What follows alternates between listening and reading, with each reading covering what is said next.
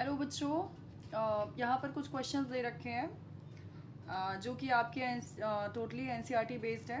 Means बहुत सारे examples आपके एनसीईआरटी में दे रखे हैं और आपको इनका आईयूपीएसी आना चाहिए, राइट?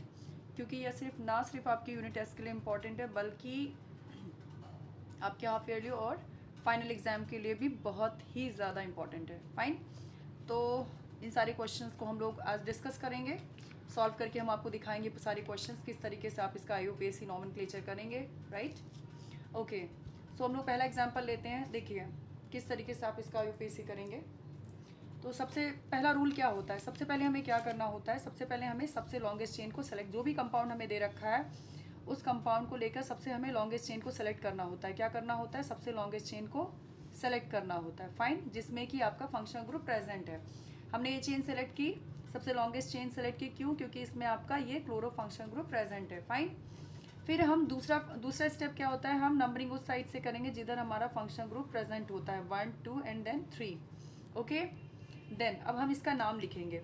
नाम में सबसे पहले क्या लिखते हैं, जो बेसिक प्रिंसिपल होता है वो सबसे पहले हम लोग प्रीफिक्स लिखते हैं, देन हम लोग रूट वर्ड लिखते हैं, देन हम लोग सफिक्स लिखते हैं। क्या लिखते हैं? सफिक्स लिखते हैं। फाइन, ये पूरा एक आईयूपीएसी करने का तरीका होता है, राइट? तो सबसे हम लोग प्रीफिक्स लिखेंगे। प्रीफिक्स इसमें क्या है, क्लोरो जो फंक्शनल ग्रुप है उसको एज अ प्रीफिक्स लिखा जाता है। तो सीएल के लिए हम लोग क्या लिखते हैं, क्लोरो। क्या लिखते हैं? क्लोरो। देन 3 कार्बन के लिए हम लोग क्या लिखते हैं, क्लोरो, देन प्रॉप, देन क्या लिखते हैं, प्रॉप। 3 कार्बन के लिए प्रॉप लिखते हैं। Then carbon carbon single bond के लिए हम क्या लिखते हैं, एन लिखते हैं। तो इसका नाम क्या हो गया, क्लोरोप्रोपेन। क्या हो गया इसका नाम, क्लोरोप्रोपेन। क्या हो गया, chloropropane. Fine, okay, now the next compound.